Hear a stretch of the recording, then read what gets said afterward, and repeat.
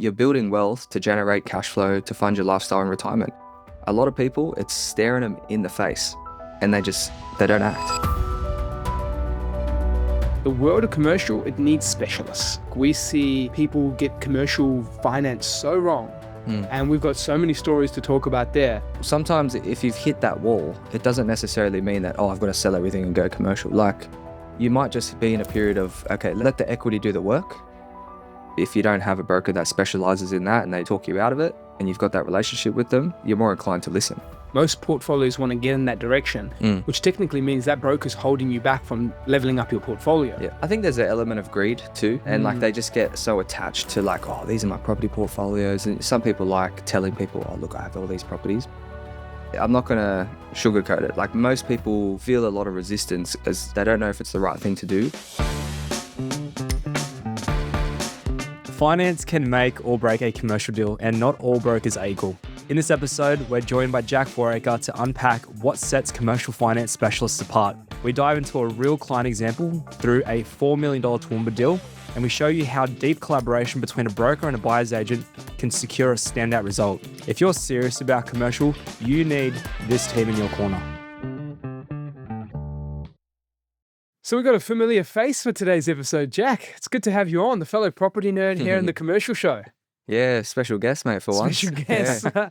One thing I can say, the commercial game and the commercial podcast has helped you level up on the suit. Is that something new there? I knew Chris was here, man. Yeah. Had to dress up for him. Chris, you've been showing up, man. This guy's taking it to a new level. Plus, we're going out to dinner after this. So, True. But Jack, I wanted to have you on specifically, not just because of our relationship and being on the Property Nerds podcast, but because the world of commercial, it needs specialists. Like, we see people get commercial finance so wrong, and we've got so many stories to talk about there. But when it goes right, it's a game changer to a portfolio. So let's talk about, I guess, the biggest pitfall investors make when they're wanting to go commercial finance, but they don't have a commercial specialized broker on their team. I mean, I literally had a conversation today with a client who put it perfectly. They said they've outgrown their broker, their existing broker.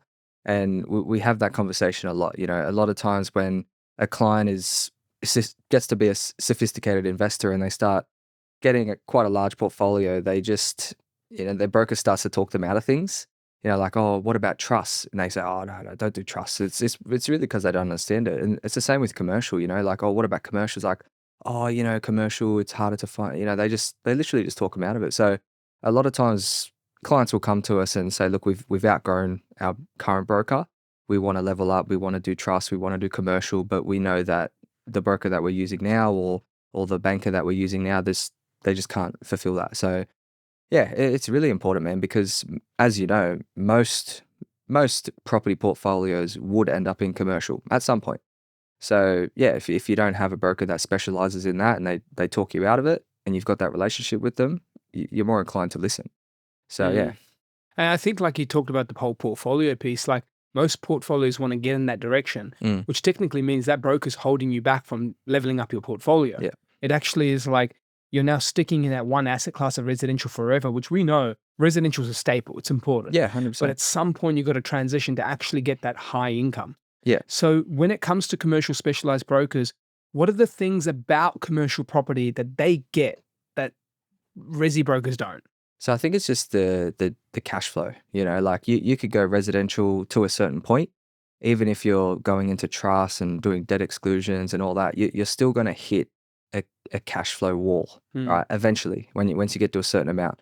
So once you go into commercial, I mean, the yields are double, triple, the net yields are like double and triple what you could get on a resi, especially when you get to those higher purchase prices.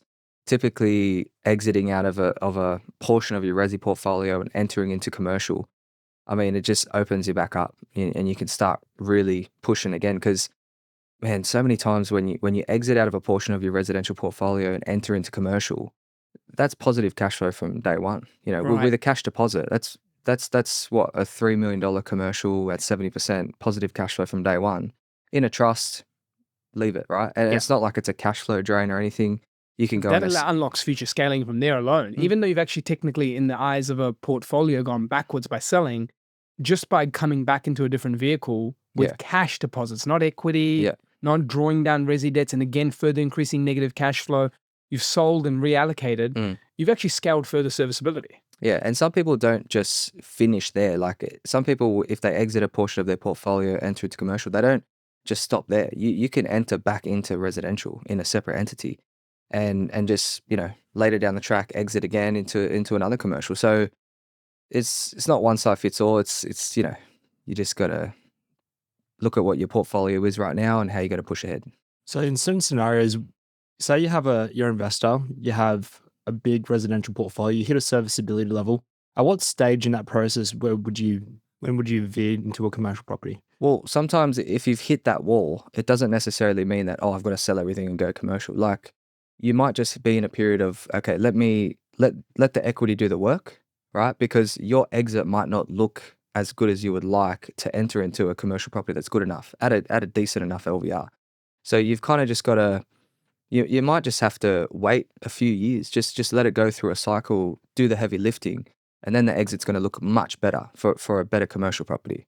So you don't need to use serviceability to enter into commercial ever. If you just have a big pile of cash. We know this. Not many people know this. I mean, let's talk about that. Yeah. Like there's the world of lease stock lending. What is it about? How does it work? So obviously everyone knows when you hit a servicing wall, they're looking at your income, your expenses, your liabilities and all that, right? With a lease stock loan, it's only available for commercial property, and the loan is just tied to the lease. So whatever the term of the lease is that's the loan term, and then every time there's a renewal on the lease, they renew the loan. So it's basically the lease covers the loan repayments at a certain percentage. Like, we're seeing a lot of 1.25% interest cover ratio. The common one used to be 1.5, but there's a lender now doing 1.25. So, and so does that basically mean the rent just needs to cover the interest on the loan plus some 1.25 times? Yeah. And if it does that, we'll sign off the loan based on if you have a certain deposit. Yeah. But see, 12 months ago, I think it was really common to get a lease stock. Like if you had a high fives, low sixes, you could probably get a lease stock around that 57% LVR. Wow, which is a lot of cash still. Yeah, 100%. Even though they'd go up to 65, the interest cover ratio was pretty high. Yeah. But now, man, like we've been doing 70% lease stocks at, just I couldn't believe it. It's low 6% as well. So, so low 6% interest rates, 30% deposit, and then 70% loan, and you're getting a deal based on the lease. Now, I'm going to just play devil's advocate here. What happens if a tenant doesn't renew? The owner can still cover the deal. They can still hold on to it. Yeah. Do those banks allow the owner to cover a property and then they can just get a new tenant and we're good again? No, it's a lease stock. It's tied to the lease. You don't want it to go vacant. And this is the dark side of lease stocks. It's not suitable for properties that are at high risk. So generally shorter leases or cheaper properties with a flimsy tenant, it's not suitable for that. And if you have to do the lease stock at short term, you've just got to have a way out. People can do, you can find properties up to 2 to 3 mil, 5-year lease with a 5-year option and a 5-year option. Love it because that is really low risk. It gives the tenant, gives the owner plenty of time to pay down the loan, refinance it to a full term, or sometimes it's not even necessary. But if it does go vacant, the lender's going to know straight away because as part of the lease stock, the rent has to go into the account where, into the account that the bank sees. So, if it goes vacant, they hit you up and say, look, you've got to either refinance it full doc, relet it, or sell it, and they can charge like a interest rate loading. They could, really, really bad circumstances, they could sell it from under you for cheaper. Got it. And as long as you're aware of those clauses, you have the contingency, you have the plan. Just like you're planning for the portfolio scale, plan for the exit in mind as well. Plan for the risks that come with it, right? Loving the show and keen to invest? Well, book your free discovery call and we'll actually walk you through how to build a high growth portfolio without all the guesswork. Just jump onto the link in the show notes or visit investorkit.com.au to book your discovery call. And now let's get back into the show. Now, when it comes to lending, you've seen clients work with different brokers, clients work with different bankers. And as we talked about earlier, specialist commercial brokers versus non-specialist commercial brokers. Where's it gone wrong? Like, where have you seen an example go wrong? Yeah, so we have a high value client who used an inexperienced commercial broker where that broker essentially just took the client's details and passed them on to a business banker. However, still took the commissions from the property deal that we did. However, that broker had no input in the deal whatsoever, or in the analysis, or in the customer service aspect. And so when you do see something like that, Jack, so who pays the fee? The client does. Because it was a And $14,000 So fee. So the client's just paying for the broker to pass the name and number on. Yeah, pretty much. So you basically just get the name and number, say, hey, you got this client, are you the business banker for that area? Here you go. And they say, oh, what do you want to charge? Like, what's the commission? And then they just put that as the application fee, and the client pays that, and then the broker gets paid, for doing But nothing. they didn't do the actual they didn't submission, the no. work. And are they doing that because there's a better result for that customer at that bank? Or are they doing that because they're not as aware of how to lodge the deal and find the right bank and go through the work because it's a complex client file? It's inexperience. It's just like, I don't know what to do here. This banker said he could do it. I'm just going to flick it over there and get paid. And they get paid trail too. Yeah. Wow. Wow. Well, I mean, like, that just shows the importance of that right focus on commercial broking experience. But now you see, Jack, portfolios a lot transitioning from residential to commercial. Trusts and companies are one way to buy that, but a big emerging entity and way to buy that is also SMSF. How is the commercial world in SMSF different to commercial outside of SMSF? So serviceability in SMSF for commercial is very easy. Like, and you can go all the way up to 80%. 80% LVR, wow. Comfortably. So now instead of needing, like, for a $2 million purchase, we might do $700-800K cash. Yeah. You go $400K Okay. cash for the deposit, some cost to purchase, you're probably like $550-600.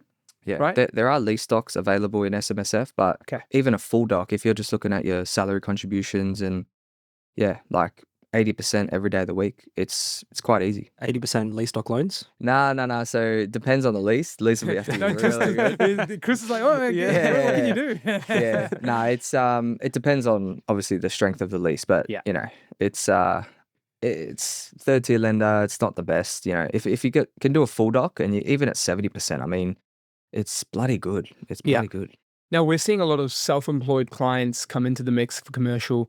Do you feel this lease stock's quite appealing for them because they are able to generate cash from the business, but the way their financials are structured, sometimes there's swings in financials, sometimes the declaration of income isn't as high as we think with the cash position that they have. Do you feel like that's an ideal person for that type of lending? Yeah, well, it also gives them a short-term solution, and they have a clear way out. They can have 2 solid years and then look to refinance it as a full doc at a certain point. So yeah, it's suitable for anyone that needs a short-term solution. But when you're in the higher purchase price range, your risk significantly goes down, and you can control a really solid asset with a really strong cash flow.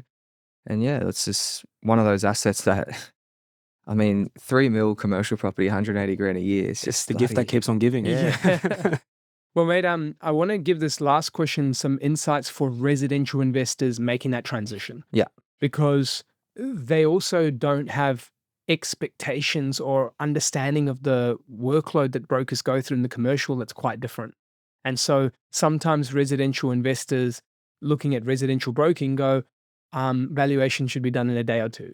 Or finance should be really quick and we should have approval back in a week or two.